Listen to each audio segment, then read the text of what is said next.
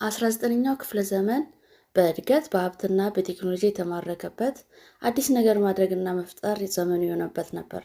በወቅቱ ከፍተኛ እግር አቋራጭ ትራንስፖርት የነበረው መርከብ ሲሆን መርከቡንም ማራኪና ተወዳዳሪ ማድረግ አስፈላጊ ነበር። ከዚህም የተነሳ የአርኤምኤስ ታይታኒክ መርከብ ተወለደች። ዋይት ስታር ላይን በተባለ ካምፓኒ የተሰራች ግዙፍ የእንግሊዝ የመንገደኞች መርከብ ነበረች።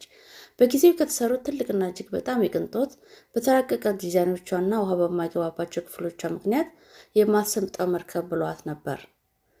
አርኤምኤስ ታይታኒክን የሰራው ካምፓኒ ከሌላ የመርከብ አምራች ኩናርድ ከተባለ ኩባንያ ጋር ተፎካካሪ ነበር። እንደ አውሮፓ አቆጣጠር በ1906 ኩናርድ አትላንቲክ ውቅያኖስን የሚያቋርጡ ፍጥነታቸው የተመዘገበላቸው ሉስታኒያ እና ሞሪታኒያ የሚባሉ መርከቦችን በመገንባት ትልቅ ውድድርን ፈጠረ። ለዚህ ምላሽ ዋይት ስታር ላይን ኦሎምፒክ፣ ታይታኒክ እና ብሪታኒክ የሚባሉ መርከቦችን በመስራት ከፍጥነታቸው ይልቅ በትልቅነታቸውና በምቾታቸው ተወዳዳሪ ለመሆን ፈለገ። በዚህም ታይታኒክ ኦሎምፒክ ቀጥሎ ተመረተች። ስራውም ተጠናቆ በኤፕሪል 2 ቀን 1912 ወደ ውቅያኖስ ወርዳ ሙከራ አደረገች። ብቃቷም ከተረጋገጠ በኋላ ከተመረተችበት ከአየርላንድ ቤልፋስት ወደ መደበኛ መነሻው ሳውዛምፕተን እንግሊዝ በመሄድ ኤፕሪል 10 ቀን 1912 የመጀመሪያ የትራንስፖርት ጉዞዋን 2240 ተሳፋሪዎች ከዚህ ውስጥ ወደ 900 የሚጠጉ ሰራተኞችን በመያዝ ወደ ኒውዮርክ በማድረግ ጀመረች። ከዋይት ስታር ላይን ካፒቴኖች በጣም ታዋቂ የሆነው ካፒቴን ኤድዋርድ ጆን ስሚዝ ከኦሎምፒክ መርከብ ወደ ታይታኒክ በማዛወር የመርከቡ መሪ ሆነ። ተሳፋሪዎቹ በተለያየ የኢኮኖሚ ደረጃ ላይ የሚገኙ ሲሆን በጊዜው በዓለም አንደኛ ሀብታም የነበረ ጆን ጃኮብ አስተር የተባለ ሰው ከነባለቤቱ የመርከቧ ዲዛይነር እና ሌሎች በአንደኛ ደረጃ የቢዝነስ ክፍል ውስጥ ሲገኙ፣ እንዲሁም በሶስተኛ ደረጃ ውስጥ አብዛኛው የአሜሪካን ኑሮ በማለም ከተለያየ ቦታ የሚሄዱ ስራ ፈላጊ ሰዎች ነበሩበት። ብዙውን ጊዜ እንደ ታይታኒክ ያለ ከፍተኛ ክብር ያለው መርከብ ሙሉ በሙሉ ተሳፋሪ ሊኖረው ይችል ነበር። ነገር ግን በጊዜው በዩናይትድ ኪንግደም የተካሄደው ብሔራዊ የድንጋይ ከሰል ሰራተኞች አመጽ ብዙ ተሳፋሪዎች ጉዟቸውን እንዲሰርዙ አድርጓል። በዚህ መርከቧ ከአቅሟ በታች አሳፍራለች። በወቅቱ ከነበሩት መርከቦች ሁሉ እጅግ ትልቅና 264 ሜትር ዝመት፣ 28 ሜትር ስፋት፣ 32 ሜትር ከፍታ ነበራት። ጂምናዚየም፣ የመዋኛ ገንዳ፣ የማጨሻ ክፍል፣ ጥሩ ምግብ ቤቶች እና ካፌዎች፣ የቪክቶሪያ ዘመን መታጠቢያና በመቶዎች የሚቆጠሩ የተንደላቀቁ ክፍሎችን አካታለች። በከተማው ካሉት ዘመናዊ ባለከፍተኛ ደረጃ ሆቴሎች ጋር በሚመሳሰል መልኩ የሚመጣጠን ሆቴል ነበራት። በለንደን የሚገኘው ሪቲዝ ሆቴል እንደ ማመሳከሪያ የተወሰደ ነበር። በአጠቃላይ በዓለም ላይ በጣም አስተማማኝ በሆነው መርከብ ላይ እንደሚጓዙ የሁሉም ክፍል ተጓዦች ያምኑ ነበር። ታይታኒክ በዋነኛነት የመንገደኞች ብትሆንም መርከቧ ከፍተኛ መጠን ያለው ጭነትን ተሸክማለች። በሮያል ሜል መርከብ አርኤምኤስ ስያሜ ታይታኒክ ከሮያል ሜል ጋር በውል እንዲሁም ለዩናይትድ ስቴትስ ፖስታ ቤት ዲፓርትመንት መልእክት ለማድረስ ውል ፈጽማለች። አርኤምኤስ የተባለው ስያሜ የተሰጣት ከዚህ ተነስቶ ነው። የታይታኒክ ታሪክ በሚያዝያ 15 ቀን 1912 በሰሜን አትላንቲክ ውቅያኖስ ላይ በተደረገ የመጀመሪያ ጉዞዋ ላይ የበረዶ ግግርን በመምታት ስለሰመጠችው የማትሰምጠው የውቅያኖስ መርከብ አሳዛኝ ታሪክ ነው።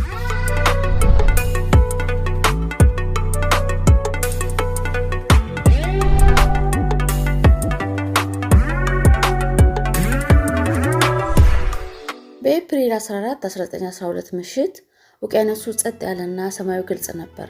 ነገር ግን የሰሜን አትላንቲክ ውቅያኖስ ውሃ በበረዶዎች ተሞልቷል። ታይታኒክ በኒውፋውንድላንድ ግራንድ አካባቢ ከሌሎች መርከቦች ተከታታይ ማስጠንቀቂያ ደርሷታል። ካፒቴን ስሚዝ ችላ አላቸው። ታይታኒክን በማስጠንቀቅ ላይ ከነበሩት መርከቦች አንዱ የአትላንቲክ የጉዞ መስመር ላይ የነበረው ሜሳባ ነው። የሆነ ሆኖ ታይታኒክ በሙሉ ፍጥነት መጓዟን ቀጠለች። ይህም በወቅቱ የተለመደ ነበር። ምንም እንኳን የፍጥነት ሪኮርድን ለማስመዝገብ ባይሞከርም የጊዜ አያያዝ ቅድሚያ የሚሰጠው ጉዳይ ነበረና ባለው የባህር ላይ ልምምዶች መርከቦች ብዙውን ጊዜ በሙሉ ፍጥነት ይጓዙ ነበር። እንዲሁም በረዶ ለትላልቅ መርከቦች ትንሽ አደጋ እንደሚፈጠር ስለሚታወቅ በበረዶ ምክንያት የቅርብ ጥሪዎች ያልተለመዱ አልነበሩም። ያን ያህል ትኩረት አልተሰጠም። ኤፕሪል 14 ከምሽቱ 5:40 ፍሬድሪክ ፍሊት የተባለ የመርከቧ የቅኝት ሰራተኛ ከታይታኒክ ፊት ለፊት የበረዶ ግግር አየና ማስጠንቀቂያ ሰጠ። መኮንኑ ዊሊያም ውርደክ መርከቧ ከበረዶ ላይ እንድትዞር አዘዘ። ነገር ግን ጊዜው በጣም ዘግይቷል።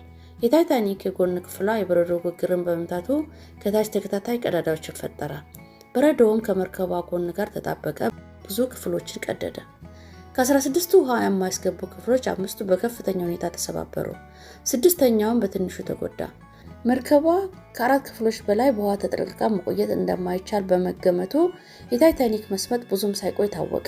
መጀመሪያ ላይ ብዙ ተሳፋሪዎች አደጋውን አልተረዱም። መርከቧ የተረጋጋች ትመስላለች፣ ነገር ግን ሰራተኞች በፍጥነት እውነቱን ተገነዘቡ። ታይታኒክ እየሰመጠች ነበር። የአደጋ ምልክቶች በገመድ አልባ መገናኛ በሮኬቶች እና በመብራት ተገልጸዋል። ነገር ግን ምልክቱ ከደረሳቸው መርከቦች መካከል አንዳቸውን ከመስጠሟ በፊት ታይታኒክ ጋር ሊደርሱ አልቻሉም። ይህ በእንዲህ እንዳለ ከግጭቱ በፊት በመስመር የተገናኘው የመጨረሻው ኤስኤስ ካሊፎርኒያ መርከብ የታይታኒክን የእርዳታ ጥሪ ቢያይም ሊረዷቸው አልቻሉም። ታይታኒክ በአጠቃላይ 48 ጀልባዎችና ማውረጃ ክሬን፣ እያንዳንዳቸው 3 ጀልባዎችን ዝቅ ማድረግ የሚችሉ የመያዝ አቅም ነበራት። ነገር ግን በወቅቱ ለሁሉም የሚሆን በቂ የነፍስ አድን ጀልባዎች አልነበሩም። 20 ጀልባዎች ብቻ ይዛለች። ይህም ለግማሽ ተሳፋሪዎች በቂ ነበር። በእርግጥ በዘመኑ ከነበረው ከባህር ደህንነት ደንቦች መሰረት በቂ የነፍስ አድን ጀልባ እንደያዙ ይታመናል። በሕጉ መሰረት በመርከቧ 14 የነፍስ አድን ጀልባዎች ያስፈልጉ ነበር። ታይታኒክ ከሚያስፈልገው በላይ 6 ተጨማሪ ይዛለች። አብዛኛው ተሳፋሪ አላመነም።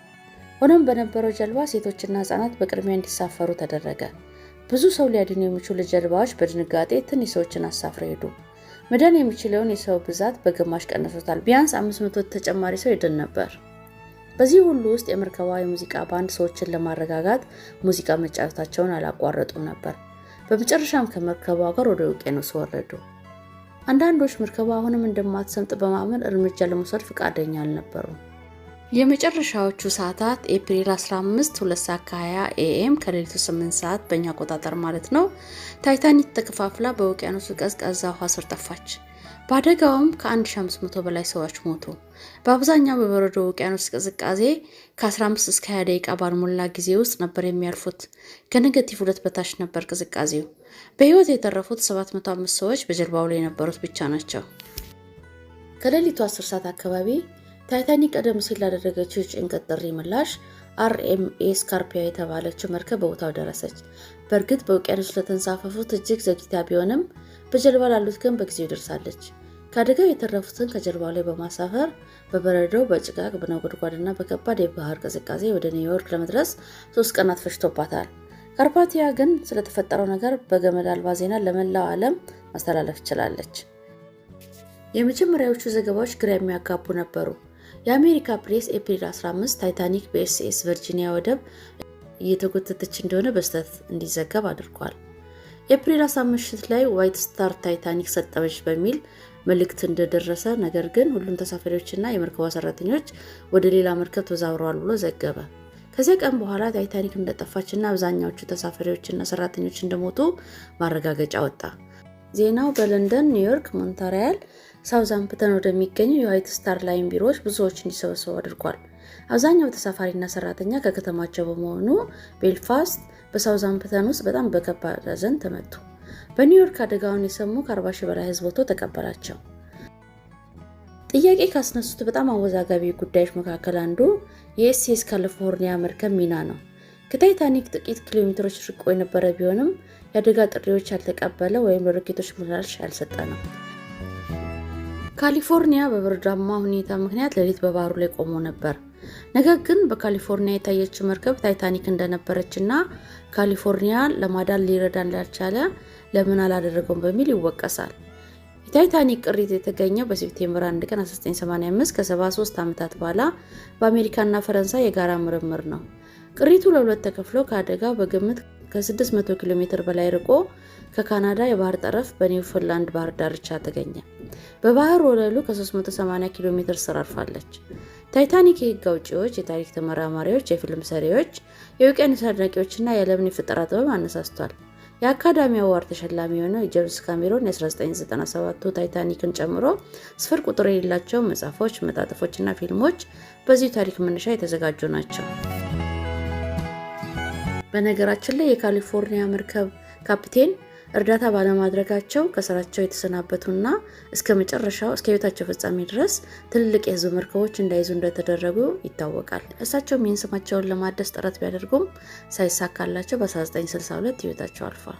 እናም እስከዛሬ ተወቃሽ እንደሆኑ ይኖራሉ።